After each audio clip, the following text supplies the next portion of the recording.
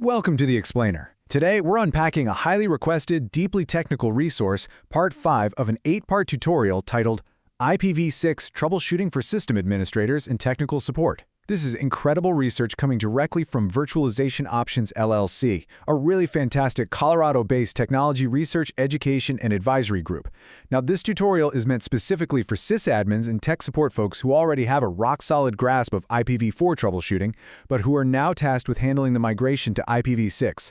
We're keeping our focus strictly on the goldmine of findings in Chapter 5 today. The goal is simple, but honestly profound. We want to completely shatter your IPv4 muscle memory and help you rebuild a modern, effective troubleshooting framework from the ground up. Here's the game plan for our troubleshooting journey today. 1. Unlearning your IPv4 habits. 2. The dual stack reality. 3. Essential ICMPv6 and NDP. 4. Solving the MTU trap. 5. Tunnels, VPNs, and translation. And lastly, 6. Troubleshooting rogue RAs. Let's get right into it. Section 1. Unlearning your IPv4 habits. Okay, the absolute first step in diagnosing modern network issues is wrapping our heads around the fact that IPv6 isn't just IPv4 with longer addresses. It's a fundamentally different beast. Treating IPv6 like IPv4 is just a one-way ticket to a massive headache. We really have to unlearn those old reflexes by looking under the hood. Think about IPv4. We relied heavily on broadcast traffic, right? Pinging the entire subnet to find things. Well, in IPv6, broadcast is completely dead.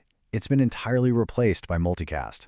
On top of that, network address translation, or NAT, which we've all leaned on forever to delay address exhaustion, is basically gone. In the IPv6 world, every single device is potentially globally routable.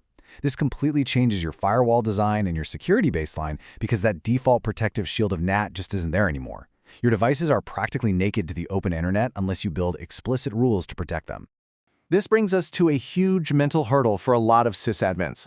In the traditional IPv4 world, you expect one single address on an interface, nice and clean. But on an IPv6 interface, seeing multiple addresses all at once is perfectly normal. You're going to see a link local address starting with FE80 for chatting on the local network, sitting right alongside a global unicast address used for the internet, and a temporary privacy address used to keep outbound browsing anonymous. They all coexist simultaneously by design. It's not a glitch, it is not a misconfiguration, and whatever you do, do not try to fix it by removing the extra addresses or you will completely break the functionality of that interface. Section 2. The dual stack reality. Right now, most of us are living in this messy middle ground, the dual stack reality. Most production networks are running both IPv4 and IPv6 at the exact same time. It's a fascinating environment, but man, it can be maddening to troubleshoot. Modern browsers handle this using the RFC 8305 Happy Eyeballs algorithm. Basically, the browser always prefers IPv6 and races it against IPv4 to see which connects faster. But here's where the classic silent failure kicks in. If your IPv6 path is broken, the browser waits 250 milliseconds before it gives up and falls back to IPv4. The connection might eventually work, but suddenly your help desk is flooded with users saying the network is just slow today. That latency penalty hits every single new connection because of a silently broken IPv6 path, and it's infuriating for support teams because a standard ping test might look completely fine. Section 3. Essential ICMPv6 and NDP. Now, we really need to talk about firewalls. We've got to break the old, deeply ingrained habit of blocking all ICMP. Back in the day, dropping ping traffic might have been a totally valid stealth tactic. Today, ICMPv6 is the actual non-negotiable lifeblood of the modern network. You absolutely must explicitly permit these specific ICMPv6 types on all firewalls in your path. Types 1, 2, and 3 are vital for error signaling and path MTU discovery. Types 133 through 137 are completely mandatory for router and neighbor solicitations.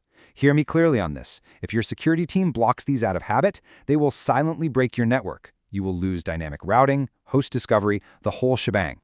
A huge chunk of that crucial ICMPv6 traffic is NDP, the Neighbor Discovery Protocol. This entirely replaces the old IPv4 ARP cache for figuring out MAC addresses. But here's the major gotcha. It relies heavily on IPv6 multicast. If your network switches do not have MLD snooping enabled, meaning multicast listener discovery, the switch is just going to panic. It will flood all that NDP traffic to every single port on the switch. This will instantly degrade your overall network performance and completely expose neighbor information across the entire network. Section 4. Solving the MTU trap. This brings us to what might be the single most notorious, hard-to-diagnose issue that drives sysadmins absolutely crazy: the path MTU discovery black hole. The symptoms of this trap are incredibly deceptive. You run a standard ping, the packets are super small, and it works flawlessly. You think, great, the network is totally fine.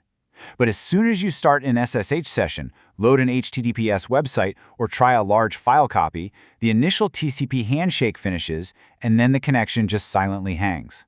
What's happening is the small ping fits the network's maximum transmission unit just fine, but the larger data packets are hitting a router somewhere and getting blindly dropped because they're too big, and the sender is totally clueless. The reason it hangs instead of failing gracefully is usually a firewall blocking that critical ICMPv6 Type 2 packet too big message, which is supposed to tell the server to send smaller packets. So, step 1, absolutely make sure Type 2 is permitted inbound on all firewalls. If you can't control the firewall, your workaround is configuring TCP MSS clamping on your router interfaces. This artificially lowers the max segment size during the handshake, forcing devices to agree on smaller packets from the start. And as a golden rule, always remember that the absolute minimum MTU for any IPv6 link is 1280 bytes. Never configure anything lower than that or you will natively break the protocol. Section 5. Tunnels, VPNs, and translation. Moving on, let's look at the inevitable headaches caused by transition tech, specifically legacy tunnels, VPNs, and translating traffic between the IPv4 and IPv6 boundaries. Let's start with NAT64. Practically speaking, NAT64 is a necessary band-aid for legacy servers. It actively translates IPv6 packets into IPv4 packets right at the gateway, bridging the gap so a modern IPv6 client can actually reach an older IPv4 server. By default, it uses the prefix 64:FF9B::/96. But watch out.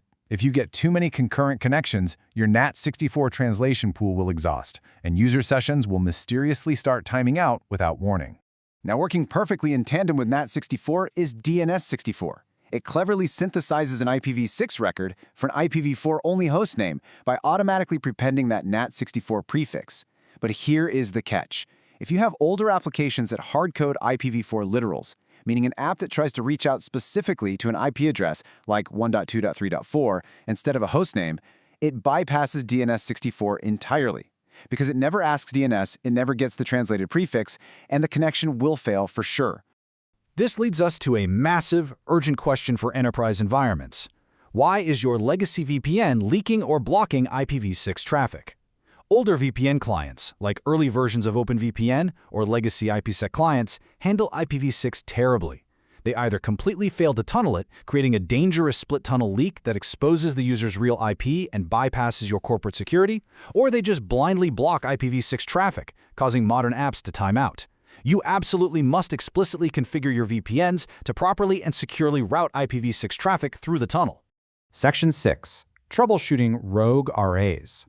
Finally, let's tackle a really disruptive anomaly from Chapter 5, rogue router advertisements. In IPv6, RAs natively hand out default gateway info. So imagine a developer on your team spins up a cloned VM or a local Docker daemon, and suddenly that unconfigured software accidentally starts advertising itself as a router. It can instantly hijack the routing for an entire subnet and send everyone's traffic into a black hole.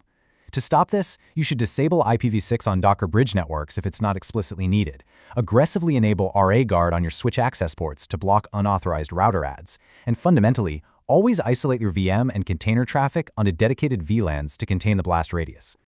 We've covered a ton of ground from Virtualization Options LLC today, but if you take away absolutely nothing else from this explainer, let it be this exact quote from their research: never block ICMPv6 entirely. ICMPv6 is fundamental to IPv6 operation, not optional. Trying to force this entirely new protocol into an old IPv4 box will silently and continuously break your infrastructure.